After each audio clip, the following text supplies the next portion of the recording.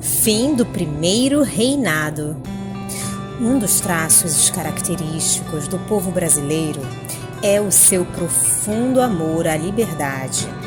A largueza da terra e o infinito dos horizontes dilataram os sentimentos de emancipação em todas as almas chamadas a viver sob a luz do cruzeiro. Desde que se esboçaram os primeiros movimentos nativistas, a mentalidade geral do Brasil obedeceu a esse nobre imperativo de independência e, ainda hoje, todas as ações revolucionárias que se verificam no país, lamentavelmente, embora trazem no fundo esse anseio de liberdade como seu móvel essencial. A atitude de Dom Pedro I, ordenando a dissolução da Constituinte em 1823, tivera funda repercussão no espírito geral. Se bem ignorasse o que vinha a ser uma Constituição boa e justa, o povo a reclamava dentro do seu conhecimento intuitivo acerca da transformação dos tempos. O imperador, apesar das suas paixões tumultuárias e das suas fraquezas como homem, possuía notável acuidade em se tratando de psicologia política. Os estudiosos, que viram na sua personalidade somente o amoroso insaciável, muitas vezes não lhe reconhecem o espírito empreendedor na direção das coisas públicas, inaugurando a era constitucional do Brasil e Portugal com as suas valorosas iniciativas. São de lamentar os seus transviamentos amorosos e a tragédia da sua vida conjugal, quando a seu lado tinha uma nobre mulher, cujas renúncias e dedicações se elevavam ao heroísmo supremo. Mas, nos instantes em que seu coração se tocava das ideias generosas, criando-lhe no íntimo um estado receptivo, propício às inspirações do mundo invisível, as falanges de Ismael aproveitavam o minuto psicológico para auxiliá-lo na tarefa de consolidação da liberdade da pátria do Evangelho. Foi assim que muitos decretos saíram de suas mãos, objetivando inegavelmente a tranquilidade geral.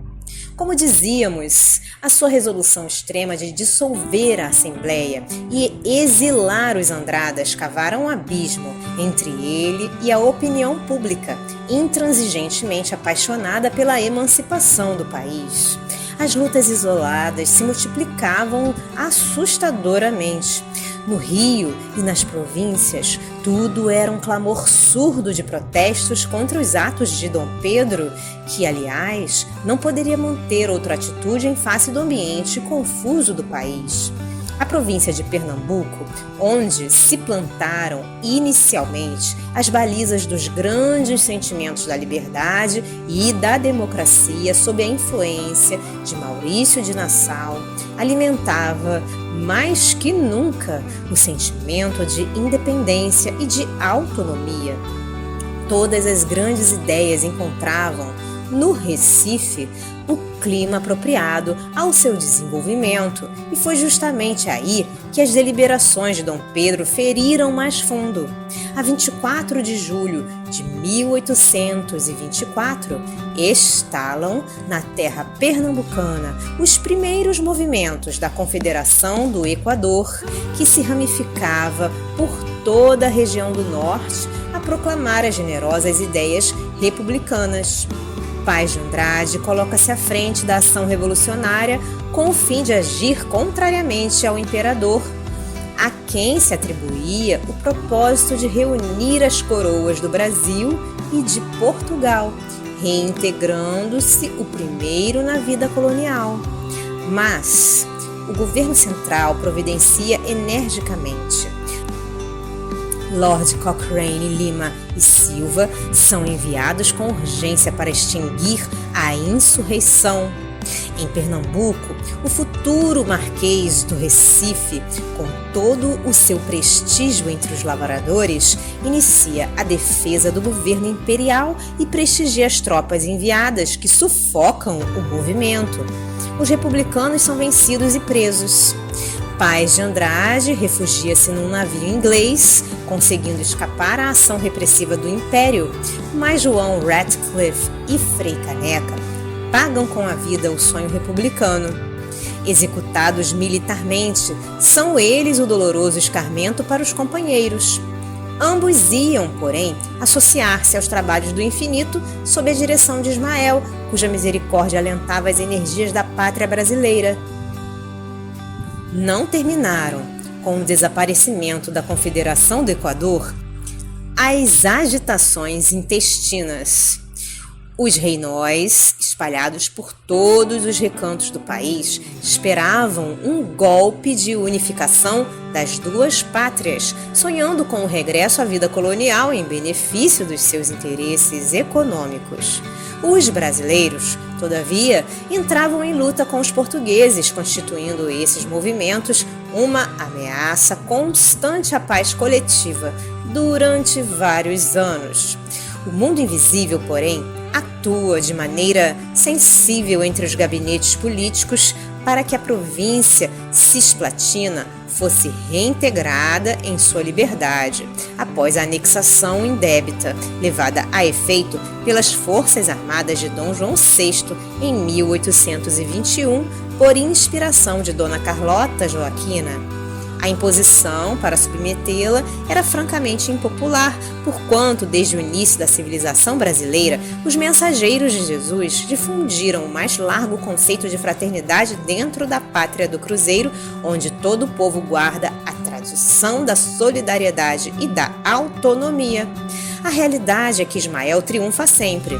Apesar das primeiras vitórias das armas brasileiras, a província cisplatina, que não era produto elaborado pela pátria do Evangelho nem fruto de trabalho dos portugueses, se separava definitivamente do coração geográfico do mundo graças à mediação pacífica da Inglaterra para formar o território que veio a constituir a República Oriental do Uruguai. Enquanto se desenrolavam esses acontecimentos, a opinião pública do Brasil não abandonava a crítica a todos os atos e deliberações do imperador. Dom Pedro, senhor da psicologia dos tempos novos, não ignorava quanta decisão reclamavam os afazeres penosos do governo. Seus ministérios no Rio de Janeiro se organizavam para se desfazerem em curtos períodos de tempo. O país andava agitado e apreensivo, temendo-lhe as resoluções e espreitando-lhe os menores gestos. As suas aventuras amorosas eram perfidamente comentadas pelas anedotas da malícia carioca.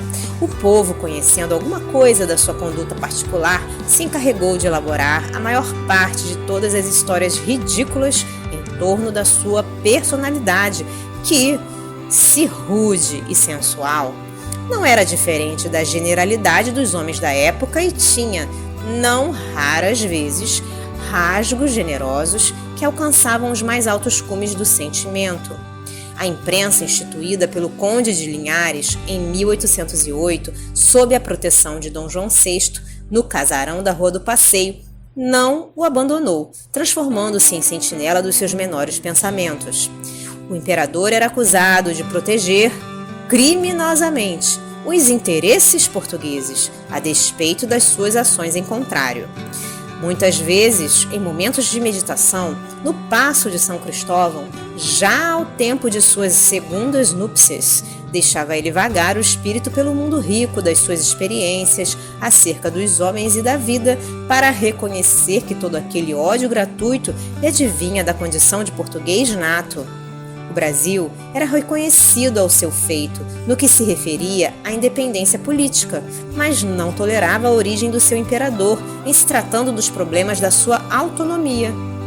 Dias após as noites das garrafadas, em que os partidos políticos se engalfinharam na praça pública de 12 a 14 de março de 1831, Dom Pedro compareceu a um Te-Deum na igreja de São Francisco, sendo recebido depois da cerimônia religiosa pelo povo que o rodeou, com algumas demonstrações de desagrado. Para aplacar os ânimos exaltados do partidarismo, Dom Pedro organiza novo ministério, todo composto de homens de sua absoluta confiança. O povo, entretanto, divisando dentro do novo gabinete ministerial somente os que ele considerava os palacianos de São Cristóvão, reuniu-se no Campo de Santana, capitaneado por demagogos e, em poucos minutos, a revolução se alastrava pela cidade inteira. Deputações populares são enviadas ao imperador, que as recebe com serenidade e indiferença. Entre os revoltosos estão os seus melhores amigos. Os senhores da situação eram os mesmos a quem o imperador havia amparado na véspera. O próprio exército, que organizara com imenso desvelo, se voltava contra ele naquela noite memorável. Dom Pedro, depois de ouvir à meia-noite as explicações do major Miguel de Frias, que viera ao palácio em busca da sua decisão quanto às exigências do povo que lhe impunha o antigo ministério, mandou chamar o chefe da guarda do regimento de artilharia, aquartelado em São Cristóvão, e lhe ordenou, com serena nobreza, que se reunisse com os seus homens às tropas revoltadas, acrescentando generosamente: "Não quero que ninguém se sacrifique por minha causa." Depois da meia-noite, preferiu ficar só, na quietude do seu gabinete. Ali, atentou no patrimônio das suas experiências. Através do silêncio e da sombra, a voz de seu pai, já na vida livre dos espaços, lhe falava brandamente ao coração. Os mensageiros de Ismael auxiliaram-lhe o cérebro esgotado na solução do grande problema e, às 2 horas da madrugada de 7 de abril de 1831, sem ouvir sequer os seus ministros e conselheiros, abdicava na pessoa do filho, Dom Pedro de Alcântara, que contava então 5 anos e ficaria sob a esclarecida tutela de José Bonifácio. Se você gostou desta obra, colabore com a divulgação dos ensinamentos trazidos pelos benfeitores do plano espiritual. Adquira um bom livro espírita e ofereça-o de presente a alguém que ama. O livro espírita, além de divulgar os ensinamentos filosóficos, morais e científicos dos espíritos evoluídos, também auxilia no custeio de inúmeras obras de assistência social, escolas para crianças e jovens carentes, etc. As obras espíritas nunca sustentam financeiramente os seus escritores. Estes são abnegados trabalhadores na seara de Jesus, em busca constante da paz no reino de Deus. Adaptação do texto do Espírito Irmão W. Porque nós somos cooperadores de Deus. Paulo, Primeira Epístola aos Coríntios, capítulo 3, versículo 9.